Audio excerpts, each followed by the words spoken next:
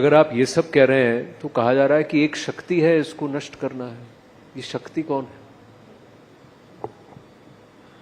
अब शक्ति की बात आई है तो हम तो हर नारी में शक्ति देखते हैं, हर महिला में, हर बेटी में, हर बहन में शक्ति देखते हैं। और मैं ये कहना चाहता हूं, सनातन की भक्ति ही शक्ति में है। लेकिन कुछ लोग हैं जो सनातन को कुचलना चाहते हैं, कुछ लोग हैं वो शक्ति से लड़ना चाहते हैं। लोग तो शक्ति की पूजा करते हैं लड़ने के लिए, लेकिन कुछ लोग शक्ति के खिलाफ भी लड़ना चाहते हैं। ये कुछ लोगों का मानसिक दिवालियापन हो सकता है, लेकिन इनकी सोच जैसी भी हो, सनातन को कुचलने की हो, हिंदू को खत्म करने की हो, शक्ति के साथ भिड़ने की हो, ना सनातन को कुचल पाया है, ना कोई सनातन को कुचल पाएगा, ना शक्ति को कोई दबा पाया है, ना शक्ति को कोई दबा पाएगा।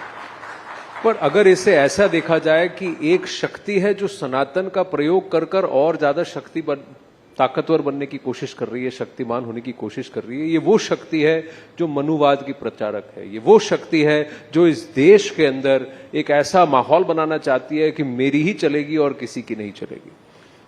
ये आरोप है। या देवी सर्वभूतेषु शक्ति रूपेण संस्थिता नमस्तस्ये नमस्तस्ये नमस्तस्ये नमो नमः। अब इसमें तो शक्ति के रूप में मैंने पहले भी कहा, सनातनी के लिए तो शक्ति में ही भक्ति हमारी जो है वो शक्ति के रूप में ही करते। अब कुछ लोग हैं जो इस सोच के साथ चले, अब उनके बारे में मैं कितनी टिप्पणी करूंगा। पहले उनके कुछ गुर्गे थे जी। गुर्गे मैं इसलिए कहता हूं क्योंकि पहले अलायंस पार्टनर्स के थ्रू एक राज्य से शुरू हुआ जी। वो कहते थे हम सनातन को कुचल देंगे। हाँ। कोई कहते थे राम मंदिर के, हाँ, राम मंदिर के पूरे भव्य निर्माण के बाद जब नरेंद्र मोदी जी अयोध्या धाम गए तो एक राज्य ऐसा भी है जिसने दक्षिण भारत के मंदिरों में उसके लाइव प्रसारण को बंद कर दिया। सुप्रीम कोर्ट को निर्णय देना पड़ा। क्या आज हमें भारत में अपने मंदिर में आस्था के केंद्रों पर इस तरह से कोई राज्य की सरकार करे तो क्या उचित है?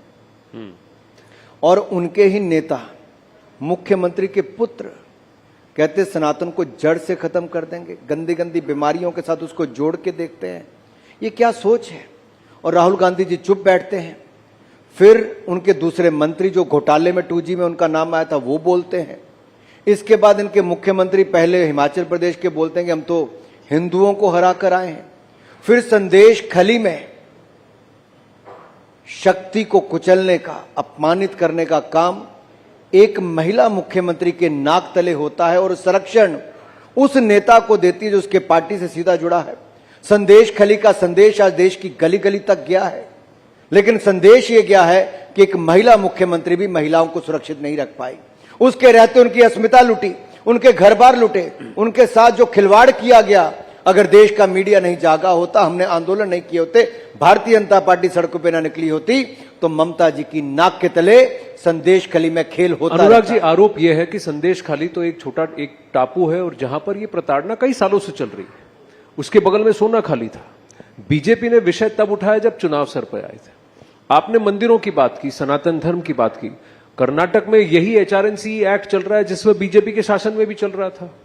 4 धाम जब प्रोजेक्ट आया था, वो इलेक्शन से पहले उसको सरकार ने कहा कि हम अपना हाथ पीछे हटा रहे हैं, हम वापस उसको दे रहे हैं। तो ये जो मंदिरों का कंट्रोल है, जब बीजेपी की सरकार है तो सही है, लेकिन दूसरी सरकारें हैं तो गलत है। नहीं, देखिए मैं आपको बड़ा स्पष्ट थोड़ा वॉक द टॉक। आपने तो वही कह दिया जो खड़गे जी कह के गए थे किसी मंच पे। उन्होंने कहा हाँ ये तो वर्षों से चलता था। तो क्या करें, महिलाओं के खिलाफ अत्याचार होने दें? नहीं, अगर आप इससे सहमत है नहीं, तो मैं बड़ी चिंता का विषय है। आरोप आप पर अगर आप खड़गे जी के साथ सहमत हैं कि शक्ति के खिलाफ ऐसा होता है महिलाओं के खिलाफ, मेरा तो एक ही है मत सर, लोगों को अच्छा लगे बुरा लगे, मैं यहाँ जो तिरंगा है इसी के साथ हूँ, इस भारत के साथ हूँ। लेकिन प्रश्न ये है कि वहां जो हो रहा था वो तो आपने चुनाव से 60 दिन पहले उसे उठाया। जब बीजेपी की सरकार कर्नाटक में थी तब कर्नाटक के मंदिरों पर से फिर से वही वसूली, वही टैक्स होती थी, जिसको कि आज बीजेपी विपक्ष में रहकर जजिया कह रही है। मैं आपको बहुत क्लियर करके कह रहा हूं। पहले तो संदेश खली पे आता हूं जहां पे आपने महिला शक्ति की बात की। देखिए अंतर क्या है। एक तरफ वो सरकार है जो महिलाओं के खिलाफ अत्याचार होता आंखें मूंद करके बैठी है, दूसरी ओर हमारी सरकार नरेंद्र मोदी जी की सरकार है जो नारी शक्ति वंदन बिल लाके 33% आरक्षण विधानसभा से लेकर लोकसभा तक सुनिश्चित करती है। बाकी लोग लॉलीपॉप दे रहे थे, नरेंद्र मोदी जी ने 33% आरक्षण देने का काम किया है। लेकिन 33% हमने लटकाया, टिकटें बीजेपी ने अभी तक नहीं दी हैं। हमने लटकाया चुनाव में क्या क्या 33% महिलाओं को टिकटें बीजेपी ने लोकसभा के लिए अभी तक पूरा टिकट डिस्ट्रीब्यूशन हुआ कहां है? लटकाना, भटकाना, अटकाना ये कांग्रेस का काम था। हमारा पहला राजनीतिक दल है जिसने अपनी पार्टी में आरक्षण दिया है महिलाओं को, ऑफिस बेरर में भी और पूरी बॉडी में भी भारतीय जनता पार्टी ने दिया। हमारे पार्लियामेंट्री बोर्ड में भी महिला मोर्चा की अध्यक्ष उसका सदस्य रहती है, सेंट्रल इलेक्शन कमेटी में भी उसका सदस्य रहती है। इसके साथ साथ अगर मोदी सरकार में अगर आप मंत्रिमंडल में देखेंगे, जहां ओबीसी की रिकॉर्ड रिप्रेजेंटेशन है वहीं महिलाओं की भी रिकॉर्ड रिप्रेजेंटेशन है। अब मैं वापस आता हूं कि मोदी सरकार ने महिलाओं के लिए क्या किया।